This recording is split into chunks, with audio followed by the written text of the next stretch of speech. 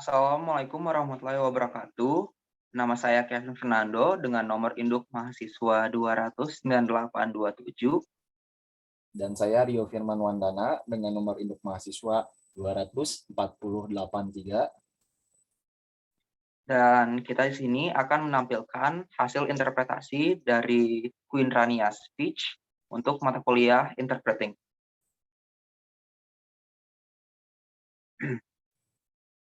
President Levin, Dean Lorimer, faculty, students. Thank you so much for making me feel so welcome here at Yale. I've wanted to come here for many years, and I'm so grateful to everyone for the hospitality and kindness you've shown to me and my staff. Kepada Rektor Levin, Dekan Lorimer, Bapak Ibu dosen, dan para mahasiswi-mahasiswi sekalian, saya ucapkan terima kasih banyak atas sambutan semuanya di Universitas Yale ini. Saya sebetulnya sudah lama sangat ingin sekali untuk datang ke sini, dan saya merasa sangat berterima kasih kepada semua atas keramahan dan kebaikan yang telah diberikan kepada saya dan staf-staf saya. I've really been looking forward to seeing the Yale landmarks that I've been hearing about for so long. The Beinecke Library, Harkness Tower, Old Campus, Peter Salovey's mustache.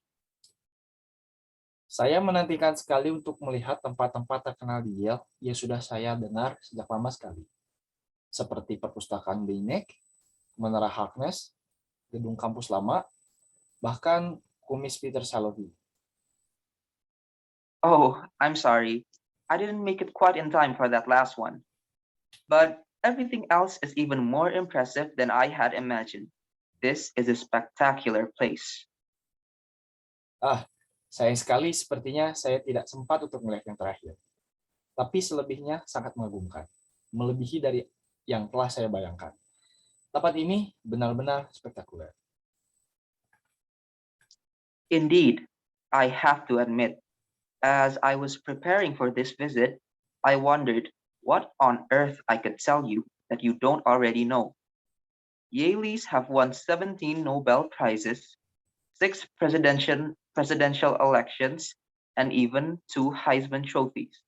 You can choose from more than 2,000 courses, browse more than 12 million books in the libraries, make friends from more than 110 countries, and as far as I can tell from the posters on campus, try out for 3,000 a cappella singing groups. Memang benar, harus saya akui, selagi saya bersiap untuk pergi ke sini, saya merasa bingung hal baru apa saja yang dapat saya sampaikan kepada kalian. Warga kampus Yale telah memenangkan 17 hadiah Nobel, 6 pemilihan presiden, dan bahkan 2 piala Heisman. Di sini, Anda bisa memilih lebih dari 2.000 mata kuliah, membaca lebih dari 12 juta buku di perpustakaan, berteman dengan orang-orang dari 110 negara lebih, dan sejauh yang dapat saya lihat dari poster di kampus, bergabung dengan 3.000 grup penyanyi a cappella. So, rather than try to compete with all that, I thought I'd speak from my own experience. Jadi, daripada mencoba menandingi kalian semua, saya pikir lebih baik saya berbicara berdasarkan pengalaman pribadi saya sendiri. I thought I'd offer an era perspective on my part of the world and our hopes for peace and progress, especially with regards to the Israeli-Palestinian conflict. Saya rasa saya bisa menawarkan perspektif Arab dari belahan dunia saya, dan harapan kita untuk kemajuan dan perdamaian, khususnya dengan konflik Israel-Palestina. And I'm guessing, since you made the time to be here today, when you could have been doing something really important, like researching a paper, or visiting a professor, or calling your mom to tell her how much you love her, that this is an audience that already cares about international relations. Dan saya tebak, karena Anda semua menyempatkan waktu untuk hadir di sini, di mana kalian bisa saja melakukan hal lain yang lebih penting, seperti meneliti sebuah makalah, mengunjungi dosen, atau menelepon ibu kalian dan memberitahu betapa kalian sayang kepadanya. Bahwasanya para hadirin sekalian merasa peduli terhadap masalah hubungan internasional. But I realize that foreign policy isn't typically a top concern for the American public, and especially not in a time of economic hardships at home. A poll earlier this year found that 75% of Americans agreed terrorism should be one of President Obama's top priorities, but almost no other foreign policy issues made it to the top 20 list. Tetapi saya menyadari bahwa kebijakan luar negeri biasanya tidak menjadi perhatian utama bagi warga Amerika, dan terutama tidak pada saat kesulitan ekonomi dalam negeri. Sebuah survei yang diadakan pada awal tahun ini menemukan bahwa 75% orang Amerika setuju bahwa terorisme harus menjadi salah satu prioritas utama bagi Presiden Obama. Tetapi hampir tidak ada isu kebijakan luar negeri lainnya yang berhasil masuk ke jajaran 20 teratas. So, I don't expect that the Arab-Israeli conflict is foremost on people's minds. Jadi, saya tidak berekspektasi bahwa konflik Arab-Israel merupakan masalah terpenting di dalam benak orang-orang Amerika. Yet, in many ways, that conflict is at the core of US-Arab relationships, or at least at the core of the Arab public opinion of America. When Arabs were asked in a poll this spring what 2 steps by the United States would improve their views of the United States the most, more than 40% said a peace agreement between Israel and Palestine. The same poll found that 99% of people put the conflict in their top 5 priorities, and 1 in 3 say that Palestinian issues is their number 1 concern. Namun, dalam banyak hal, konflik itu merupakan inti dari hubungan Amerika Serikat dan Arab, atau setidaknya inti dari opini warga Arab terhadap negara Amerika. Ketika orang-orang Arab ditanya dalam survei pada musim semi ini, 2 langkah apa saja yang dapat Amerika Serikat lakukan untuk memperbaiki pandangan orang Arab terhadapnya. Lebih dari 40% mengatakan bahwa salah satu langkahnya ialah perjanjian damai antara Israel dan Palestina. Survei yang sama menemukan bahwa 99% orang menempatkan konflik dalam 5 prioritas utama mereka. Dan 1 dari 3 mengatakan Palestina adalah perhatian nomor 1 mereka. That's because for us, the occupation is a hurt we feel each day. In Jordan, nearly a third of our population are Palestinian refugees. Look at the people sitting on either side of you. Imagine if one was a refugee, forced to seek haven in your country because her family had been driven away from their own. In Jordan, we have to be concerned with the conflict because we're living with its consequences. We don't have the luxury of shifting our focus away. Itu karena bagi kami, penjajahan ini adalah rasa sakit yang kami rasakan setiap hari. Di Yordania, hampir sepertiga dari populasi kami adalah pengungsi dari Palestina. Lihatlah orang-orang di kedua sisi Anda. Bayangkan, mereka adalah seorang pengungsi yang terpaksa mencari perlindungan di negara Anda karena keluarganya telah diusir dari negara mereka sendiri. Di Yordania, kita harus peduli dengan konflik karena kita hidup bersama dengan konsekuensinya. Kami tidak memiliki kemewahan untuk mengalihkan fokus kami. We know as well that the crisis in Palestine does not exist in a vacuum. What happens in Palestine is related to what happens in Iraq, in Lebanon, in Syria. The longer the conflict in Palestine persists, the weaker the moderate majority becomes, the more extremists gain leverage they can exploit, and the greater the risk of instability throughout our region. Kita juga tahu bahwa krisis di Palestina tidak hanya terjadi di satu tempat saja. Apa yang terjadi di sana berikatan dengan apa yang terjadi di Irak, Lebanon, dan di Suriah.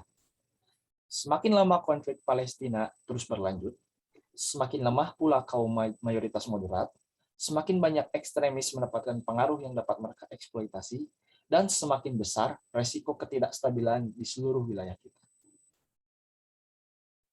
So we appreciated President Obama's outreach and his Cairo speech. We appreciated his acknowledgement that the conflict remains a major source of tension between us, and his pledge to pursue a two-state solution with patience and dedication. Jadi kami menghargai pengakuan Presiden Obama dalam pidatonya di Kairo. Kami juga menghargai pengakuannya bahwa konflik ini tetap menjadi sumber utama ketegangan di antara kami. Dan kami menghargai janjinya untuk mengejar solusi atas permasalahan dua negara tersebut dengan kesabaran dan dedikasi. We appreciated the appointment of Senator George Mitchell as special envoy. Kami menghargai pengangkatan Senator George Mitchell sebagai utusan khusus. But we are impatient. When it comes to Palestine, time has not been a friend. To the contrary, sometimes Palestine seems like the land that time forgot. Tapi kami tidak sabar. Ketika berbicara tentang Palestina, waktu bukanlah hal yang bersahabat. Bahkan, terkadang Palestina tampak seperti tanah yang terlupakan oleh waktu. You know, when I started college back in 1988, Europe was divided. The United States had an existential foe called the USSR. Much of Latin America was ruled by juntas, South Africa by apartheid. Civil conflicts had been raging for decades from Guatemala to Northern Ireland. Nelson Mandela lived in a cell, and Palestine was under occupation. Kalian tahu, ketika saya memulai kuliah pada tahun 1988, kondisi Eropa sedang terpecah belah. Amerika Serikat kala itu memiliki musuh nyata yang bernama Uni Soviet. Kebanyakan dari negara-negara Amerika Latin dikuasai oleh pemerintahan militer. Afrika Selatan dikuasai oleh apartheid. Konflik sipil telah merajalela selama beberapa dekade dari Guatemala hingga Irlandia Utara. Nelson Mandela hidup di penjara dan Palestina dalam keadaan dijajah. These were the problems we used to describe as intractable, even insoluble. Yet hatreds had given way to handshakes. Prisoners have become presidents. Ini adalah masalah-masalah yang biasa kita katakan sulit atau bahkan mustahil diselesaikan. Meskipun begitu, kebencian telah berubah menjadi kerjasama.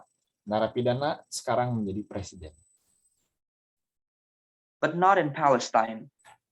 In Palestine, walls are going up, not coming down.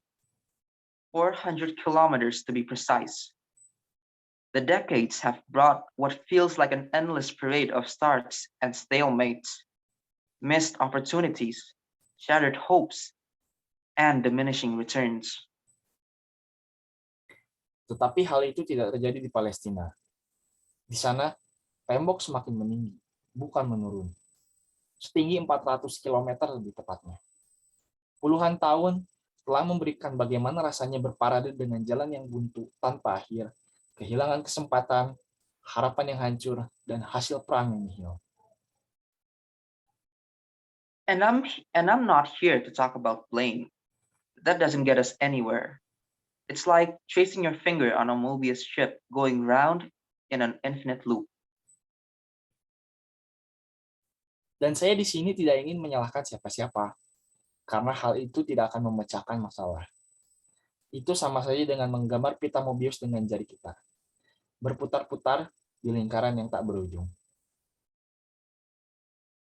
But coming from Jordan, I feel I must speak for those voices that Americans rarely hear, to describe the sense of identity theft that Palestinians have endured for over 60 years.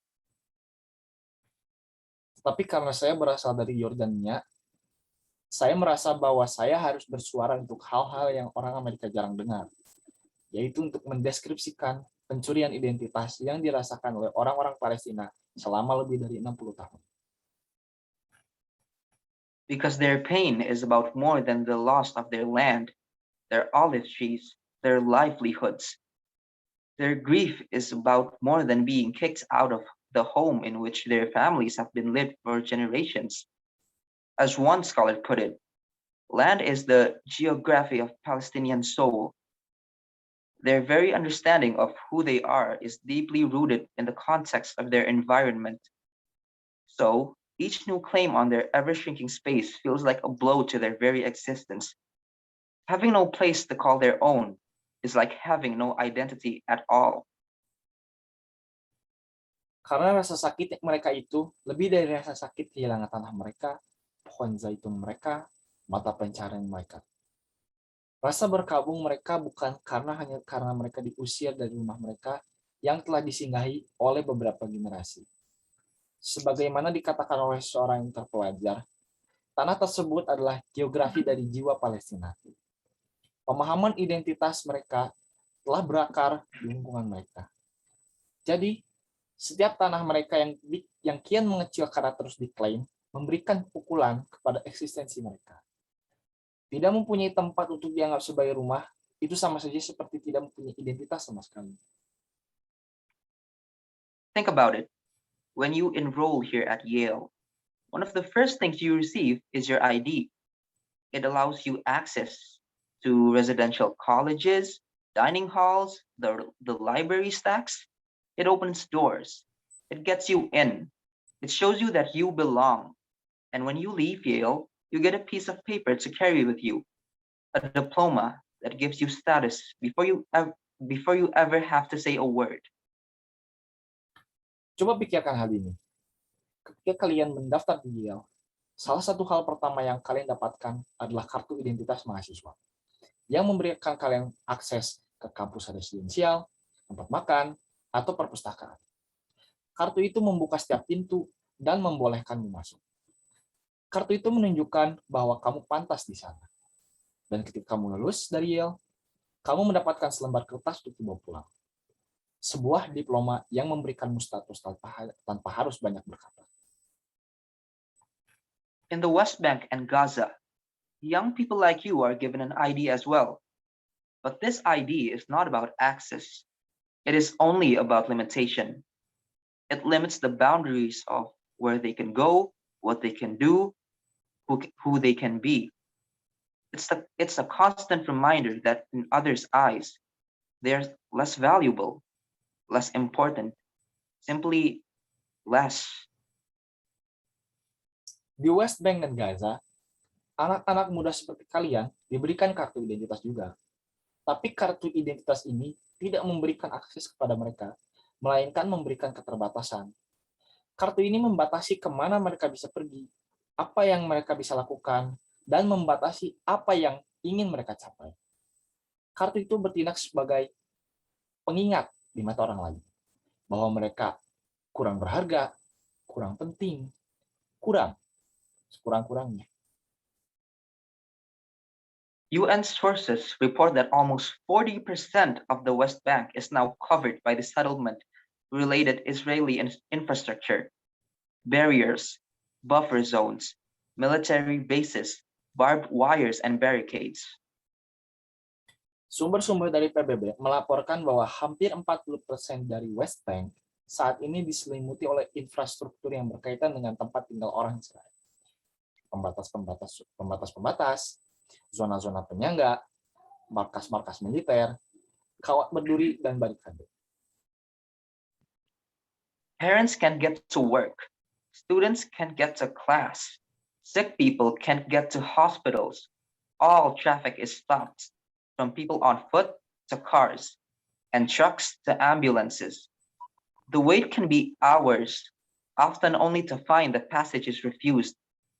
Relatives disdained on their way to a family wedding. School children search, their notes ripped from their school books. Grandparents forced to stand for hours holding packages and heavy bags. Orang tua tidak bisa pergi kerja, pelajar tak bisa pergi ke sekolah, orang sakit tak bisa pergi ke rumah sakit. Semua lalu lintas dihentikan, mulai dari pejalan kaki ke mobil, dari truk ke ambulans. Mereka menunggu bisa sampai berjam-jam. Bahkan terkadang mereka tidak diperbolehkan berjalan. Anggota keluarga tak dapat pergi ke pernikahan saudaranya. Para pelajar mencari catatan mereka yang telah dirobek dari bukunya. Para lansia dipaksa berdiri berjam-jam sambil memegang barang bawaan yang berat. The unpredictability, anxiety, and humiliation are as wearing as the delay. And so much more than freedom of movement is lost when each day is defined by these checkpoints, with armed soldiers demanding Hawiya ID, Hawiya ID, show me proof that you exist. Ketidakterdugaan, kegelisahan, dan keterhinaan adalah hasil dari ketundaan tadi. Dan banyak sekali kebebasan untuk bergerak yang hilang ketika setiap harinya terpatok oleh pos-pos ini. Dengan tentara bersenjata berkata, Hawiya ID, Hawiya ID, tunjukkanlah bukti bahwa diri Anda berarti. The degradation is compounded by the sense that no one cares, that the outside world is oblivious to the hardships Palestinians endure. Degradasi ini semakin bertambah dengan adanya perasaan tidak ada orang yang peduli, bahwa dunia di luar sana itu tidak menyadari kesulitan yang dihadapi oleh rakyat Palestina. Especially in Gaza, where for 2 years, families have faced the collective punishment of blockade. And for 3 weeks at the start of this year, they were subjected to devastating attack, with nowhere to run and nowhere to hide, not even UN hospitals or schools.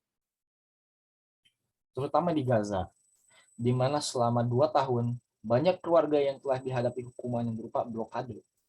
Dan selama 3 minggu di awal tahun ini, mereka mengalami serangan yang dahsyat. Tiada tempat untuk berlari dan bersembunyi. Mereka bahkan tak bisa lari ke rumah sakit PBB dan sekolah. Today, 1 million people, almost 70% of Gaza's population, are refugees. Homes lie in rubble. Hospitals lack power. Sewage pipes threat to burst. The economy has utterly collapsed. Unemployment is approaching 50%. Hari ini, 1 juta orang, hampir 70% dari populasi di Gaza adalah pengungsi. Rumah mereka terbaring di reruntuhan. Rumah sakit mereka kekurangan daya. Pipa selokan mereka terancam meledak. Ekonomi mereka telah roboh total.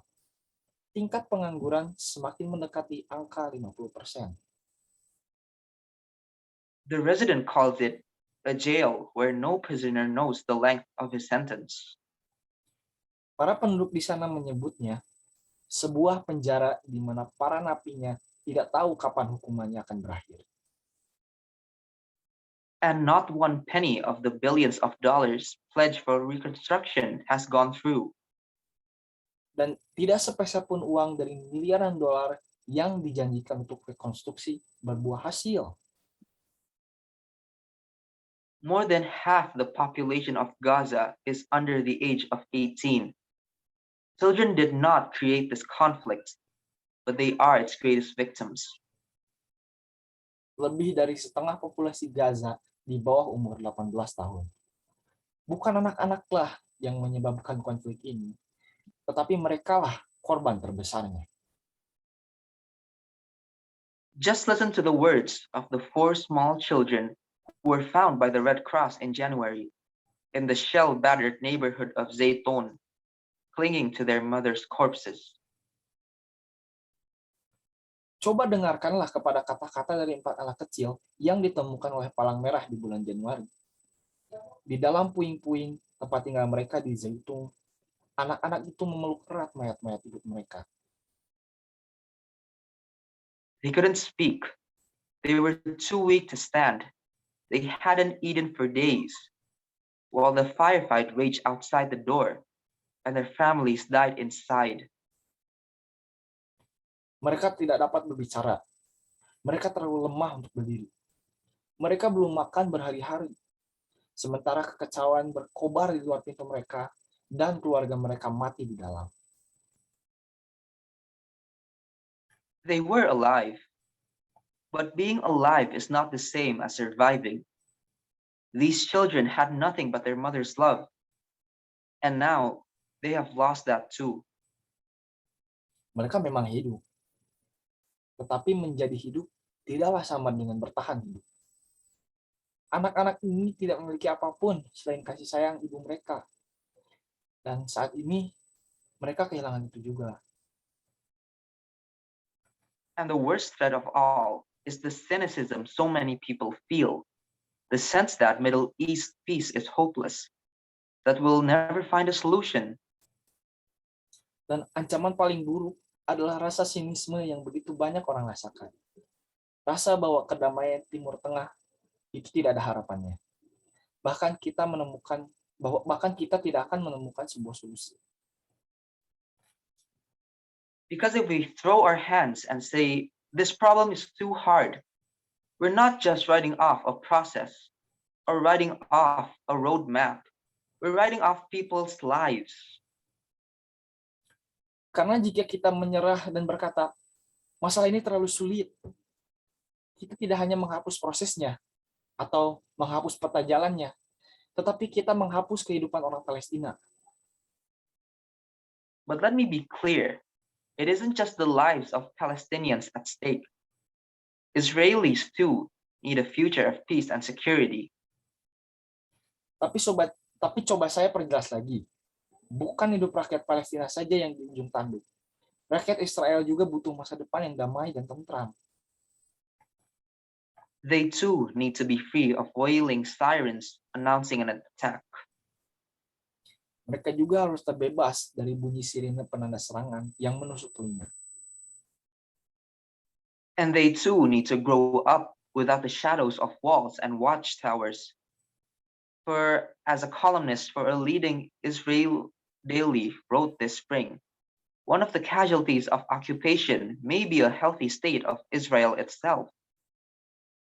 Dan mereka harus bertumbuh dewasa tanpa bayang-bayang tembok dan menara penjaga. Karena seorang wartawan dari surat kabar Israel terkemuka menulis, salah satu korban dari penjajahan dapat berupa rakyat dari daerah Israel itu sendiri. So, what must be done? Jadi, apa yang harus dilakukan? On the political front, we need courage, accountability, and action. Di bidang politik, kita perlu keberanian, tanggung jawab, dan aksi. And we see signs of hope as President Obama and his team invest their time and capital in breathing life into negotiations for two viable, secure, sovereign states. Dan kita melihat ada tanda-tanda harapan, karena Presiden Obama dan timnya menginvestasikan waktu dan dana mereka kepada negosiasi untuk dua negara berdaulat agar mampu berjalan dan aman. We see signs of hope as all 22 members of the Arab League have offered Israel full recognition in exchange for withdrawal to its pre-1967 border. Kita melihat tanda-tanda harapan, karena seluruh Liga Arab yang mempunyai 22 anggota telah menawarkan pengakuan penuh ke Israel, sebagai ganti dari penarikan mundur batas wilayah mereka seperti sebelum pada tahun 1967. We see signs of hope as brave people on both sides say they are ready to give peace a chance. 64% of Palestinians and 40% of Israelis who support the Arab League plan. Kita melihat tanda-tanda harapan, karena orang-orang pemberani dari kedua belah sisi mengatakan bahwa mereka siap untuk memberikan kesempatan berdamai. 64% dari rakyat Palestina dan 40% rakyat Israel yang mendukung rencana Liga Arab. Now, all sides must take responsibility for building on this momentum. And let me say clearly that responsibility includes the Arab world. We decree the actions of Israeli extremists, but must work harder to rein in our own. We look to the West to do more in support of Palestinian needs, but must do our part and must press the Palestinians towards unity among themselves. Sekarang, semua pihak harus bertanggung jawab karena telah membangun momentum ini. Dan biar saya katakan dengan jelas, tanggung jawab termasuk wilayah Arab dan sekitarnya. Kita mengutuk tindakan para ekstremis Israel, tapi kita harus bisa menanggapi masalah ini.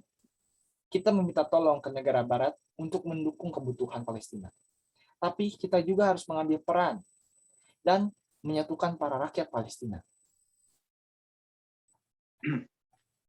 At the same time, as my husband, His Majesty King Abdullah has said, it is time for Israel to choose to integrate into the region, accepted and accepting, with normal relations with its neighbors, or to remain Fortress Israel, isolated and holding itself and the entire region a hostage to continuing confrontation.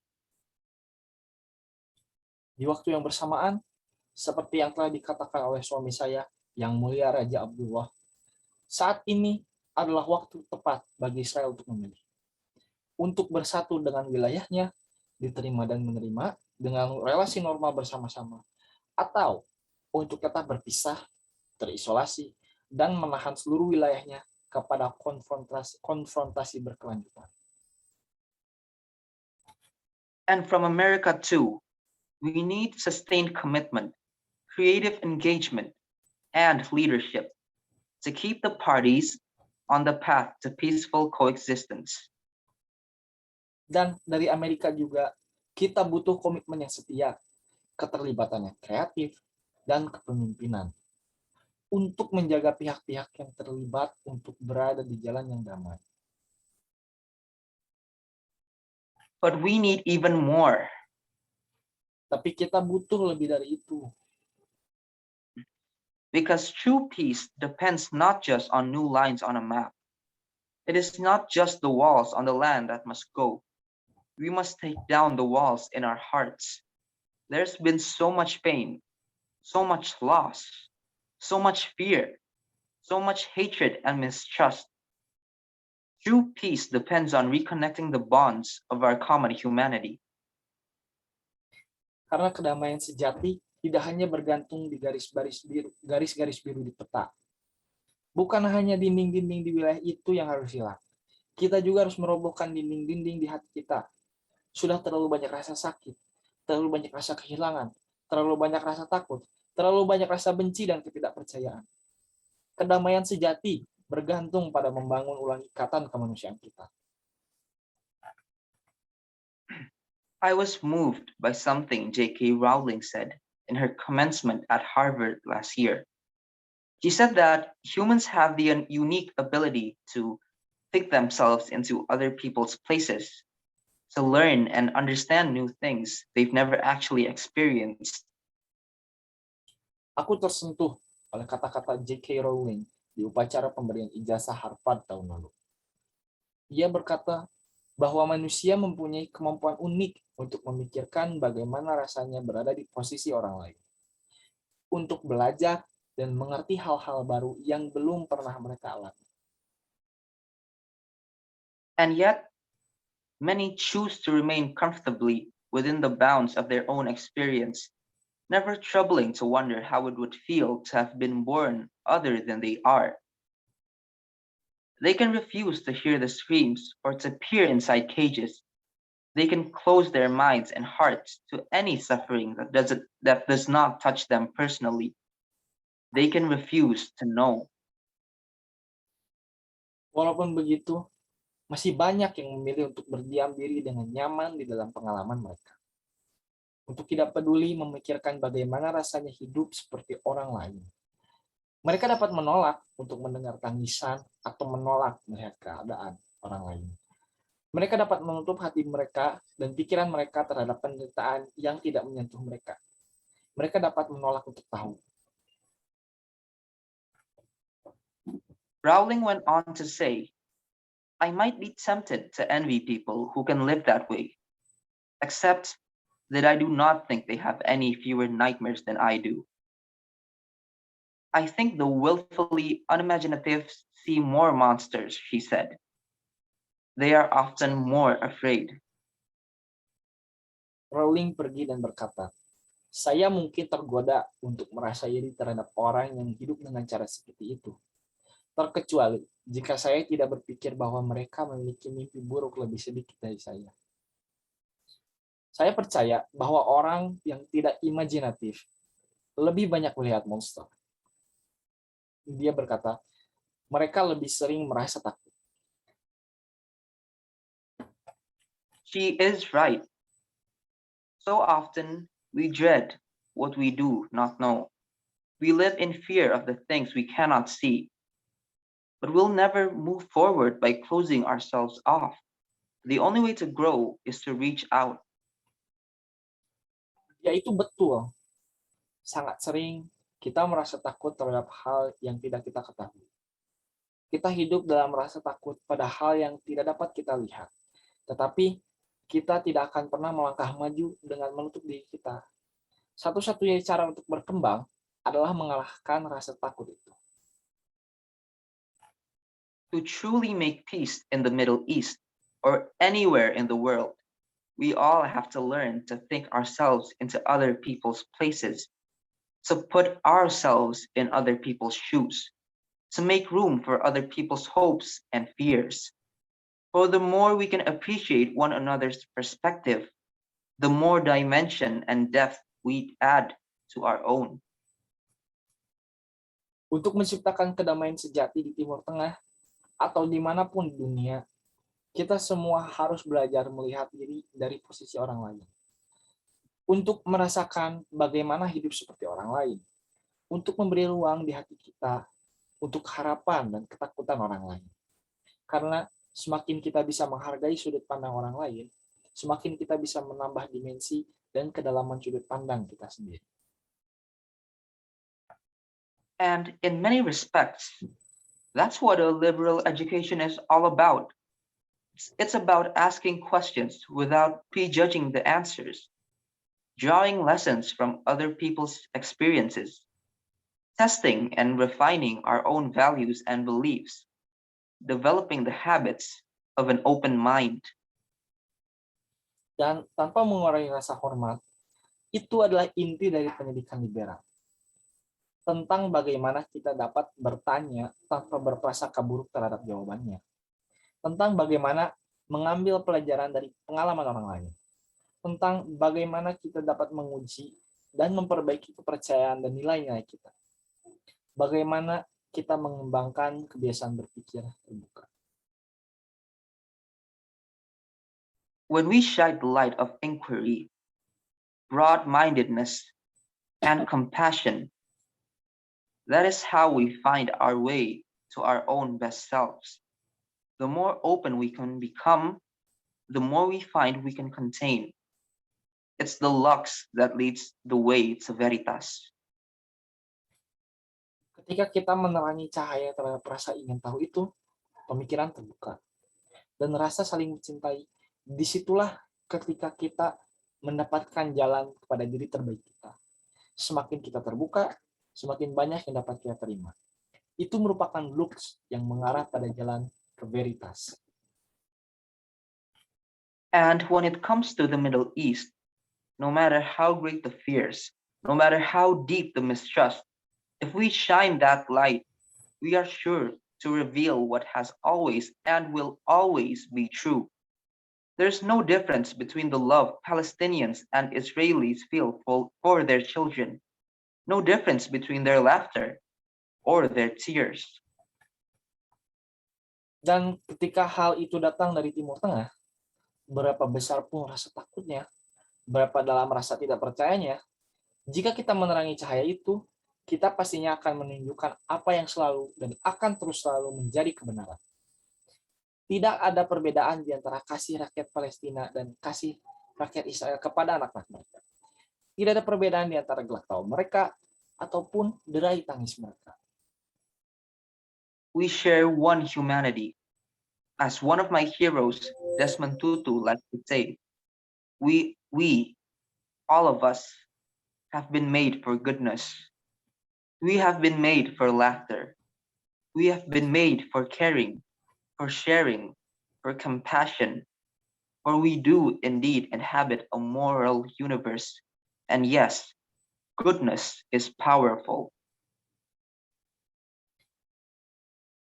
Kita berbagi satu kemanusiaan yang sama. Seperti salah satu dari idolaku, Desmond Tutu, senang mengatakan, semua dari kita telah diciptakan untuk berbuat kebaikan. Kita telah diciptakan untuk tertawa, kita telah diciptakan untuk saling peduli, saling berbagi, saling mencintai, karena kita betul-betul tinggal dalam satu dunia moral. Dan ya, berbuat kebaikan itu sangat dahsyat. Yale, as global citizens, we have a responsibility to one another. In our interconnected world, there are no zero-sum games. We win or lose together. We all have a stake in peace and justice, for all of us are diminished by their absence. Let us work together in the Middle East and around the world to make peace come true for good. Yale, sebagai rakyat global, kita harus memiliki tanggung jawab kepada satu sama lain. Di dalam dunia yang saling terhubung, tidak ada situasi satu menang dan yang satu kalah. Kita menang atau kalah bersama. Kita semua memiliki peran dalam kedamaian dan keadilan, karena setiap dari kita akan kurang tanpa kehadirannya. Mari kita bekerja sama di dalam Timur Tengah dan di seluruh dunia untuk membuat perdamaian menjadi nyata. Sebenar-benarnya. Thank you very much. Terima kasih banyak.